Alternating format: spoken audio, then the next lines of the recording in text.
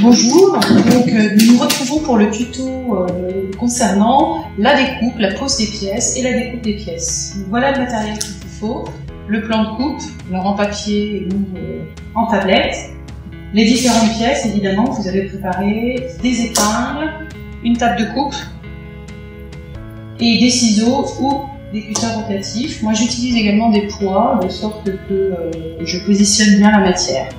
Maintenant, je vais vous montrer comment on fait des positionnements sur un plan de coupe avec des motifs à raccord. Alors, concernant le plan de coupe, on va poser sur le côté, on va plier en deux la matière, bien correctement. Donc là, il faut absolument bien l'étaler, la repasser éventuellement, vous voyez juste un petit pli, et vérifier que la matière est bien alignée. Donc pour ça, soit on vérifie au bout que les motifs sont raccords. Moi j'ai une autre technique, déjà je vérifie que là les motifs sont bien alignés les uns par rapport aux autres, et sinon je vais prendre un des repères du motif. Par exemple là j'ai une ligne avec les têtes de petits pandas, donc je vais aligner la règle dessus, et en soulevant comme ça délicatement contre la règle, je vais m'assurer que de l'autre côté le motif est bien droit également, c'est le cas. Donc ça, c'est déjà pour bien aligner son motif et être sûr que le devant et le dos, le dessous de la matière, sont correctement positionnés l'un au-dessus de l'autre. Donc ça, quand on va faire une pièce coupée ici, juste sur la pliure, on aura bien un tissu droit et pas un motif qui va être en diagonale. Donc, concernant les motifs, les produits et les tissus à raccord, donc je conseille évidemment plutôt de les positionner sur l'endroit. C'est le seul moment où on va faire plutôt la coupe sur l'endroit, de sorte qu'on voit bien le motif et qu'on puisse positionner correctement les pièces. Donc, selon le plan de coupe que je vois, donc je place la pièce numéro 2 bien à cheval sur la limite, sur la ligne de pliure. Pour le moment, je vais positionner les poids. Ça. Et ensuite, je vais épingler la pièce, pas qu'elle ne bouge plus.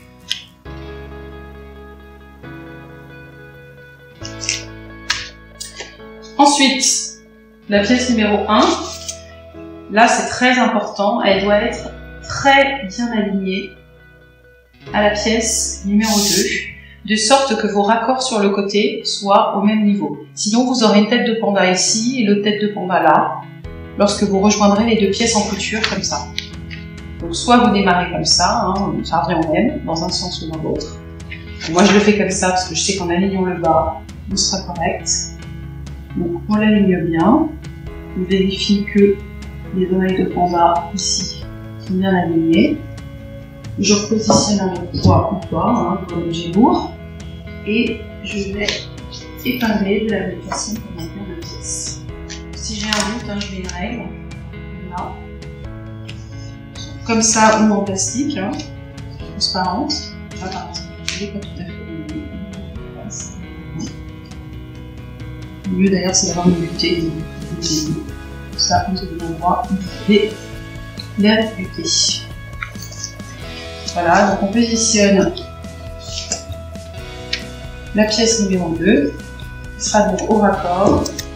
Ensuite, on va avoir, selon le plan de coupe toujours que j'ai devant moi, la position de la manche. Donc là, de toute façon, elle sera positionnée ici. Donc l'important, c'est que vous soyez bien dans le droit fil. Donc le droit fil, je vous rappelle, c'est d'être parallèle à la lisière ou à la pliure.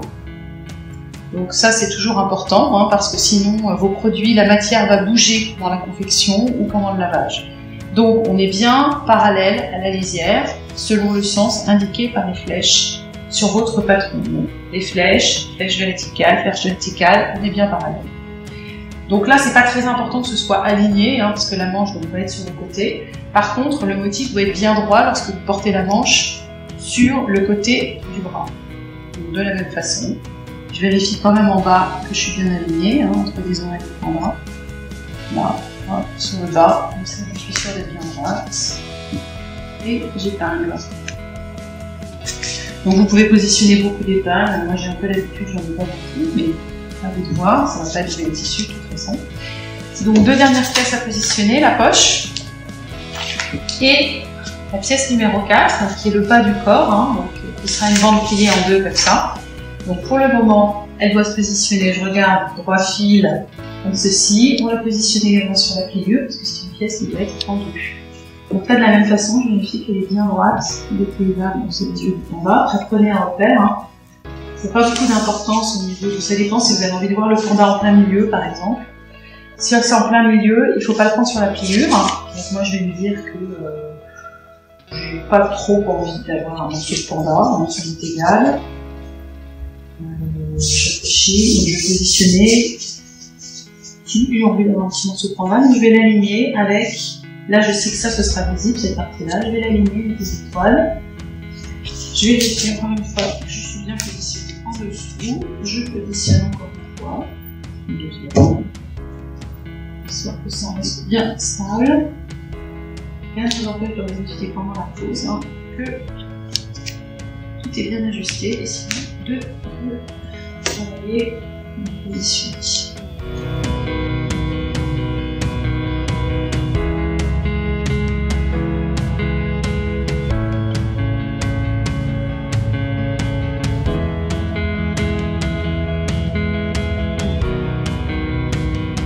Et enfin la poche, donc la poche, ça le principe, c'est l'obligation, elle sera positionnée là de toute façon. Donc avoir un raccord sur la poche, ça va être un peu compliqué. Alors si vous voulez absolument être au raccord sur la poche, c'est-à-dire que le dessin corresponde exactement sur le produit ensuite ici, donc il faudra attendre un peu, c'est-à-dire avoir découpé cette pièce, faire un repère avec une roulette, et enfin reprendre exactement au même endroit une poche sur un des motifs. C'est tout à fait faisable, hein, ça s'appelle une poche au raccord. Sinon, là je vais vous montrer comment on peut faire une poche classique. J'ai envie de voir le panda, je regarde grosso modo, le panda est tout en bas de la poche, il va être superposé, donc je vais essayer de l'avoir au même endroit, c'est à peu près, c'est un petit panda, pas non plus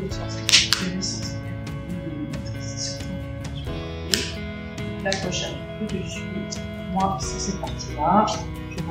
Je vais à peu près positionner comme ça. Si ça va pas, ça fera pas beaucoup de consommation de tissu. Je referai la poche si elle n'est pas bonne. Voilà, donc elle est bien positionnée. À partir de là, on va couper. Donc, soit vous coupez au ciseau, très délicatement autour, soit vous préférez marquer avec une craie.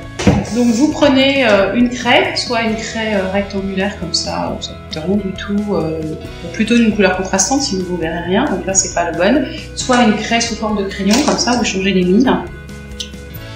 Voilà, on les change, on a plusieurs couleurs disponibles, ça se trouve en mercerie, c'est vachement pratique.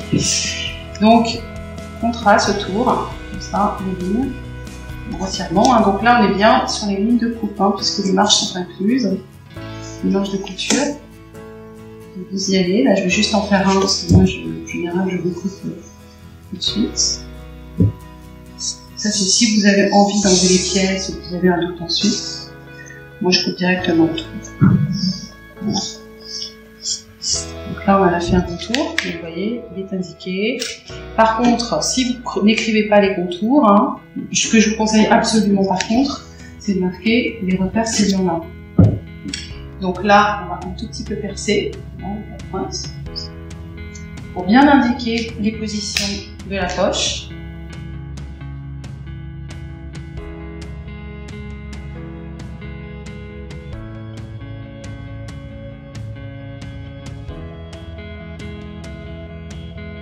Voilà, les boutonnières. Alors, j'écris pas la distance, la taille des boutonnières parce que ça dépendra de la taille de vos boutons.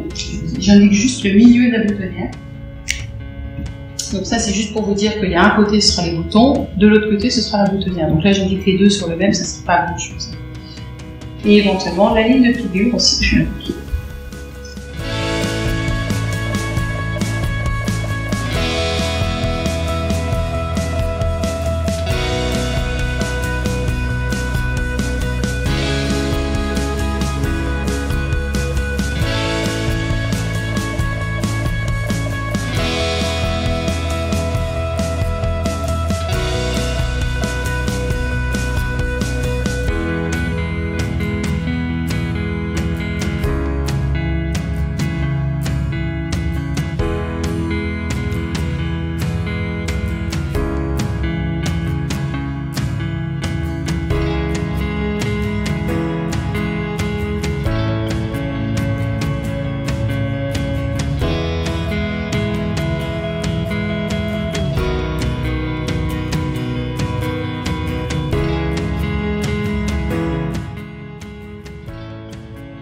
vérifié que le plan de coupe que j'ai amélioré, donc c'est bon. Donc je vais pouvoir enlever les épingles. Vérifiez quand même que vous avez bien tous vos repères. Le milieu, si vous avez envie. On peut faire avec le milieu. Pour noter, quand on va plier en deux la manche, on fait juste un petit cran dans la valeur de couture, comme ça, un petit coup de ciseau. Tout petit, hein, de quelques millimètres. Pas trop. D'abord, j'ai enlevé mes épingles, je vais faire avant. Vous positionnez bien dessus. Vous pouvez porter un peu de papier, hein, c'est comme ça. Voilà, juste un petit cran comme ça. Ça, quand vous manipulerez, vous saurez où est votre milieu.